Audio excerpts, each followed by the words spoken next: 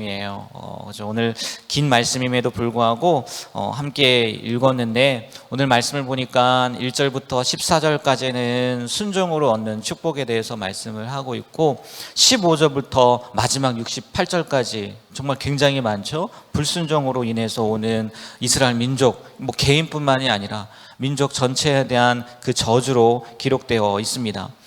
당연히 오늘 말씀을 읽으시면서도 또 보시면서도 느끼셨겠지만 이 말씀을 보면 우리는 뭐 할 수밖에 없을까요? 순종할 수밖에 없을 것 같아요. 그런데 순종의 이유에 대해서 많은 이야기들이 있는데 이 말씀을 준비하면서 이런 글을 봤어요. 제가 한번 읽어드릴게요. 하나님이 주시는 복은 이스라엘 백성이 순종한 대가로 주신 것이 아닙니다. 그것은 언약 백성에게 값없이 주신 선물입니다. 그러나 이 복은 이스라엘 백성이 순종해야만 누리고 유지할 수 있는 축복입니다. 만일 이스라엘이 하나님을 버리고 바알을 따른다면 그들은 하나님의 복을 걷어차버린 어리석고 불쌍한 민족으로 남게 될 것입니다. 순종은 복을 얻는 조건이 아니라 복을 누리고 간직하는 하나님 백성의 삶의 방식입니다. 복을 달라고 기도하고 복을 얻으려고 순종하기보다 이미 주신 복을 감사하고 복된 삶에 거하기 위해 순종합시다.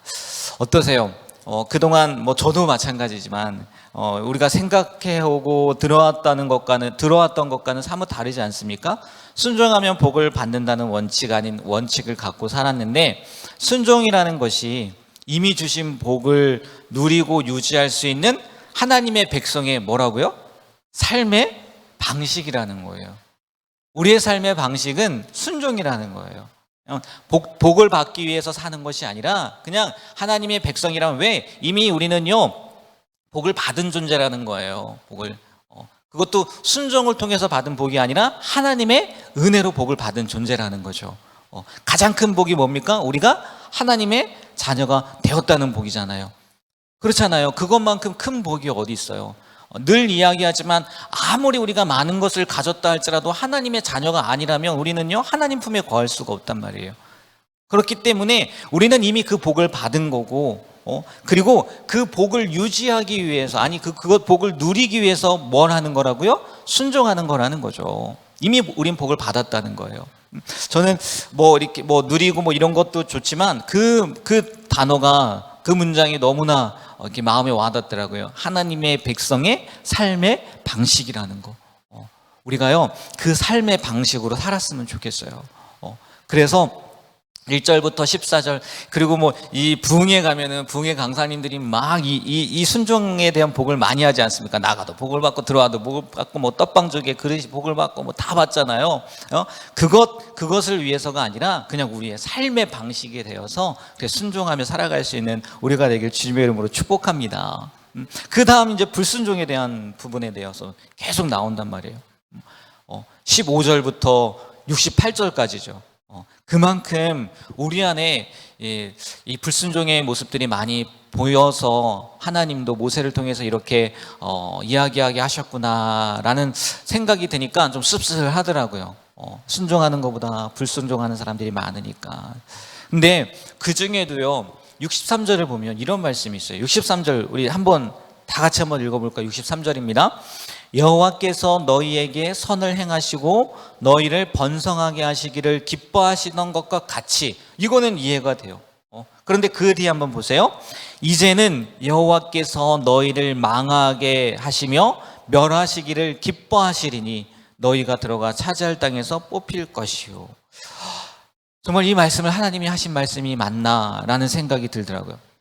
성경을 보면요 하나님은요 악인이 그 죄악 중에서도 멸망하는 것조차 기뻐하지 않는다고 하세요. 그런데 오늘 말씀은요 반대잖아요. 내가 너희를 망하게 하시며 멸하기를 뭐 한다고요?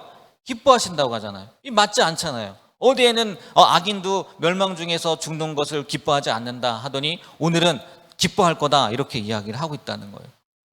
그래서 이 표현을요 이렇게 이야기를 하더라고요. 하나님의 지극하신 사랑을 역설적으로 반어법으로 표현한 거라는 거예요. 그러니까 우리의 죄악을 끝내 깨닫지 못하고 회개하지 않으면 이렇게 강한 채찍을 들어서라도 그들의 죄를 깨닫게 하시고, 그래서 그 죄에서 돌이켜 하나님 품으로 돌아오게 하시길 원하시는 하나님의 불타는 마음이라는, 하나님의 불타는 사랑을 이렇게 표현한 거라는 거예요. 정말 그렇다는 거죠. 오늘 말씀을 보십시오. 얼마나 끔찍해요. 불순종의 결과가. 여러분, 자녀들을 부모가 어떻게 먹습니까? 근데 그러한 일들이 일어난다고 이야기를 하잖아요. 그만큼 하나님께서 이스라엘 백성들에게 뭐 하라는 거예요? 야, 내 말대로 좀 살았으면 좋겠어 라는 것을 표현하는 거 아니겠습니까? 여러분, 정말 맞는 것 같아요. 하나님은 결코 우리가 죄악 중에 멸망하는 것을 기뻐하는 분이 아니라는 거예요. 오히려 할 수만 있다면 무서운 채찍을 들고서라도, 우리는 원하지 않겠지만 하나님이 원하시는 것은 무서운 채찍을 들고서라도 뭐 하길 원하시는 거예요? 돌아오게 하길 원하시는 거예요. 멸망받는 것을 원하지 않는다는 거죠. 그러니까 오히려요, 우리가 만약에 징계를 받는다면 그러니까 욥과 같은 징계가 아니라 정말 우리가 범죄함으로 말미암아서 그런 징계를 받는다면 우리를 미워하시기 때문이 아니라 오히려 우리를 지극히 사랑하시기 때문이고, 행여나 그러지를 않길 원하지만 그 징계가 너무나 가혹하다, 내가 생각할 때 너무나 가혹하다, 그러면요 그 가혹할 만큼 하나님은요 우리를 뭐 한다는 거예요? 더 사랑하신다는 거예요. 사랑하신다는 거예요. 히브리서 말씀에 보면요 이런 말씀이 있잖아요. 주님께서 사랑하시는 자에게 벌을 주시고 그의 아들로 받아들인 자들에게 채찍질을 하십니다. 따라서 여러분이 받는 고난을 아버지의 훈계로 알고 견디십시오. 하나님께서는 아버지가 자기 아들에게 벌 주듯이 여러분을 대하시는 것입니다. 아들을 훈계하지 않는 아버지는 어디에도 없습니다. 우리가 자녀이기 때문에 그렇다는 거죠. 이렇게밖에 할 수 없는 그 하나님의 사랑을 깨닫게 되고요. 무엇보다 중요한 것은 이 징계를 받지 않는 게 중요하겠죠. 그 징계를 받지 않는 방법 오늘 말씀 가운데 나와 있잖아요. 하나님의 말씀에 순종하면 되는 거예요. 하나님 말씀대로 살아가면 되는 거예요. 그리고 정말 이렇게 하나님이 많은 말들로 이렇게 말씀을 하셨음에도 불구하고 이스라엘 백성들은 순종합니까? 불순종합니까? 불순종했다는 거예요.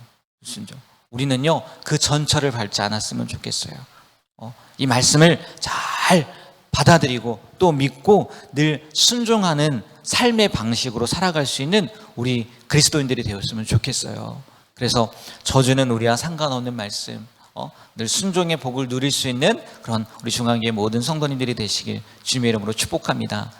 그걸 잊지 않았으면 좋겠어요. 순종은 하나님의 자녀된 하나님의 백성의 삶의 뭐라고요? 방식이라는 거예요. 방식.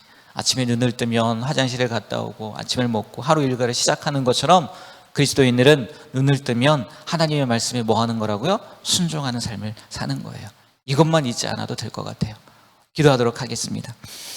하나님, 오늘 말씀을 통해서 정말 우리가 왜 순종해야 되는지, 그리고 또 불순종의 결과는 어떠한지, 또 하나님의 마음이 어떠한지를 배웠습니다. 정말 우리가 마지막 고백했던 것처럼 순종이 우리의 삶의 방식이 되게 하여 주시고 늘 순종함으로 말미암아 하나님께서 주신 그 복을 유지하며 누리고 살아갈 수 있는 우리가 되게 하여 주시옵소서. 행여나 우리가 불순종으로 인해서 하나님 앞에 징계를 받는다면 속히 돌아오게 하셔서 그 징계가 빨리 끝나도록 또 가볍게 끝나도록 하나님 그런 은혜 또한 누리는 우리의 삶이 될 수 있도록 도와주시옵소서.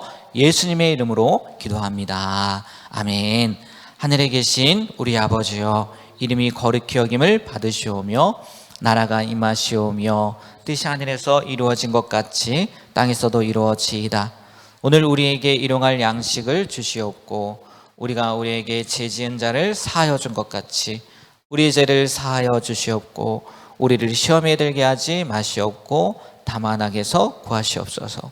나라와 권세와 영광이 아버지께 영원히 있사옵나이다. 아멘.